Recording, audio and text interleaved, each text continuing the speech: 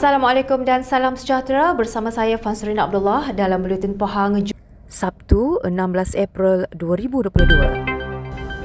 Ke bawah dulu Yang Maha Mulia Pemangku Raja Pahang Tengku Mahkota Tengku Hassan Al-Ibrahim Alamsyah Ibni Al-Sultan Abdullah Riayatuddin Al-Mustafa Billah Shah mengingatkan semua pihak supaya tidak membawa fahaman politik ke dalam institusi masjid. Baginda bertitah ini kerana masjid merupakan tempat yang suci tanpa mengira latar belakang, pekerjaan, warna kulit mahupun fahaman dan merupakan tempat masyarakat untuk bersatu padu. Maka bersesuaian dengan majlis perasmian masjid dan membuka puasa pada hari ini, marilah kita mengambil iktibar bahawa masjid adalah tempat terbaik untuk kita semua bersatu padu. InsyaAllah perpecahan yang berlaku dalam kalangan umat Islam, lebih-lebih lagi orang Melayu kita, boleh diselesaikan jika kita satukan hati di rumah Allah SWT. Saya berkata, jangan sesekali membawa fahaman politik ke dalam masjid. Baginda bertitah demikian sempena majlis berbuka puasa dan perasmian Masjid Al-Mutakin Mengkarak di Bera. Masjid baru ini dibina pada 17 Mac 2014 dan telah digunakan pada 11 Mei 2016 dengan peruntukan sebanyak 1.4 juta ringgit dan boleh memuatkan 350 jemaah. Baginda turut berkenan menggunakan zakat kepada 100 asnaf dan komputer riba kepada 10 anak asnaf. Turut hadir Yang Amat Berhormat Menteri Besar Pahang Datuk Seri Haji Waros Dewa Ismail, Yang Berhormat Setiausaha Kerajaan Pahang Datuk Seri Dr. Salhuddin Ishak, Pengurusi Jawatan Kuasa Kerja Raya, Pengangkutan dan Kesihatan Negeri Pahang, Yang Berhormat Datuk Seri Nurul Azali Sulaiman, Pengurusi Jawatan Kuasa Hal Ehwal Agama Islam dan Pelajaran Negeri Pahang, Yang Berhormat Datuk Seri Said Ibrahim Said Ahmad, dan Mufti Negeri Pahang, Datuk Seri Dr. Haji Abdul Rahman Haji Osman. Baginda turut bertitah supaya rakyat di negeri ini berusaha menjauhi salah faham dan kemelut kepentingan. Ramadan adalah madrasah yang mendidik jiwa agar menjadi lebih bertakwa.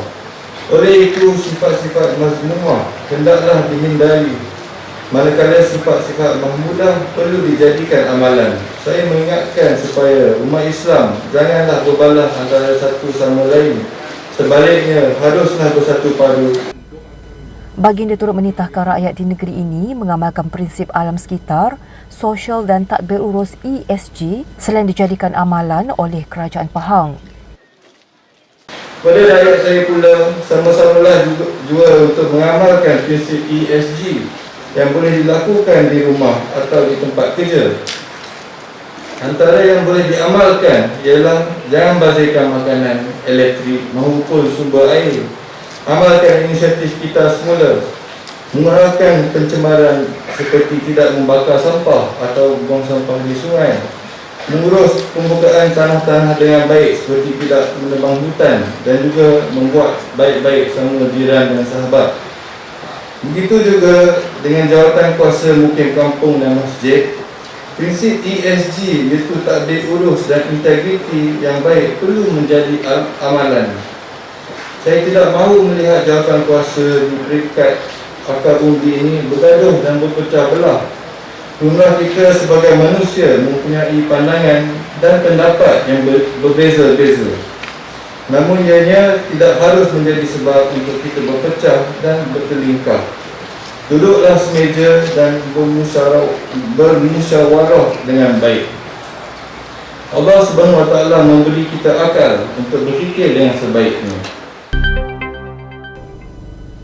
Kerajaan Negeri Pahang hari ini mengumumkan pelupusan 80% hutang tanam semula kelapa sawit di rancangan Tanah Pemuda RTP dan ladang kecil melibatkan 194 orang peserta. Yang Amat Berhormat Menteri Besar Pahang Datuk Seri Haji Waros Dewan Ismail berkata, pelupusan hutang berkenaan melibatkan 6 RTP dan ladang kecil milik peserta terlibat yang diuruskan oleh Perbadanan Kemajuan Pertanian Negeri Pahang PKPP sejak tahun 1971, iaitu RTP Sungai Ular di Lipis, RTP Kelau di Raup, RTP Sepayang di Rompin, RTP Gemuruh di Pekan, RTP Kampung Awah di Bera dan ladang kecil Sungai Caru di Kuantan dengan implikasi kewangan sebanyak 11.12 juta ringgit. Beliau berkata purata pelupusan hutang mengikut individu berdasarkan jumlah minimum adalah sebanyak RM8,000 hingga jumlah maksimum RM131,000 berkuat kuasa mulai 1 Jun 2022. Katanya mana-mana peserta yang telah melangsaikan hutang mereka, PKPP akan memberi rebate sebanyak 20%. Jadi ini adalah satu usaha yang dibuat oleh PKPP di mana kita memikirkan bahawa kebajikan peserta itu sangat penting. Di samping bantuan-bantuan lain, wan jenazah, lori 3 tan dan sebagainya lah. Dan juga saya ucapkan terima kasih kepada PLB, Timbalan Menteri ada bersama-sama dengan saya ini, pengarah pun ada, di mana banyak peruntukan daripada kementerian disalurkan melalui PKPP. Ya, berpuluh-puluh juta, antara yang saya ingat ialah pipe di Kuala Medang 6 juta dan juga beberapa projek yang lain lah. Jadi saya ucapkan terima kasih kepada Kementerian Persekutuan. Dan saya juga berharap dengan bantuan Hari Raya pada hari ini RM700 setiap peserta akan dapat membantu meringankan bebanan kewangan mereka untuk menghadapi Aidilfitri yang akan menjelang lebih kurang 2 minggu daripada sekarang. Beliau berkata demikian kepada media ketika Majlis Penyampaian Sumbangan Aidilfitri PKPP di Dewan Jubli Perak Sultan Haji Ahmad Shah di Lipis hari ini. Turut hadir Timbalan Menteri Kementerian Pembangunan Luar Bandar 1 Yang Berhormat Datuk Seri Haji Abdul Rahman Mohamad, Pengerusi Jawatan Kuasa Pertanian, Industri Asas Tani dan Bioteknologi Negeri Pahang Yang Berhormat Datuk Seri Insinyur Haji Muhammad Sofi Tan Sri Abdul Razak, Pengerusi Jawatan Kuasa Pembangunan Luar Bandar dan Hal Ehwal Orang Asli Negeri Pahang Yang Berhormat Datuk Abdul Aziz Haji Mat Kiram, Yang Berhormat Setiausaha Kerajaan Pahang Datuk Seri Dr. Salahuddin Ishak dan Pengerusi PKPP Datuk Suhaimi Muhammad Yunus. Sementara itu, Datuk Seri Haji Warosdi turut mengumumkan keputusan menaikkan dividen peserta di Kampung Peruang bagi membantu mereka menjalani kehidupan lebih baik. Dan hari ini juga kita telah bersetuju untuk menaikkan di Peruang, di mana peserta sekarang ini mendapat RM750, kita naikkan kepada RM1,000. Lebih kurang RM42 sebulan nak. Yang ini atas permintaan adun Benta yang juga Exco Kerjaan Negeri. Kita dah sebenarnya kita telah mengkaji perkara inilah, ya, hanya menunggukan masa yang sesuai saja untuk dibuat pengumuman. Dalam pada itu, beliau juga mengucapkan terima kasih kepada Kementerian Pembangunan Luar Bandar di mana banyak peruntukan yang disalurkan melalui PKPP, antaranya menerusi pengurusan air Pahang Berhad, PAIP, bagi menaik taraf loji air di Kuala Medang sebanyak RM6 juta dan juga beberapa projek yang lain.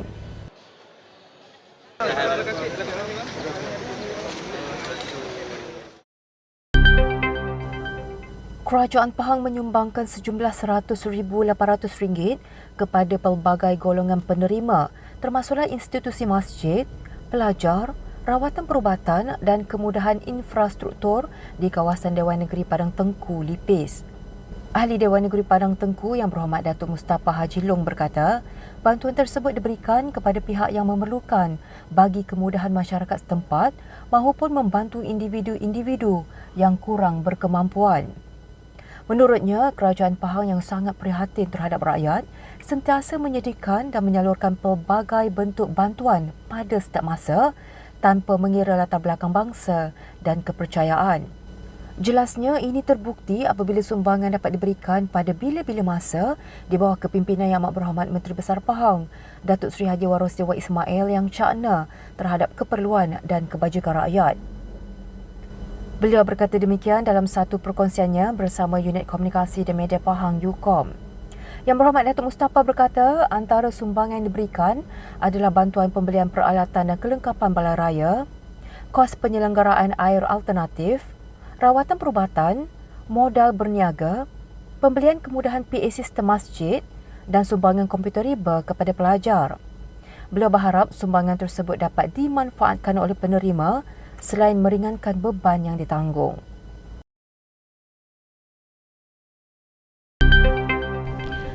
Berita itu tadi mengakhiri Buletin Pahang hari ini. Ikuti Pahang Media di Facebook, Instagram, Twitter, YouTube dan TikTok untuk mendapatkan maklumat terkini di seluruh Pahang. Salam hormat.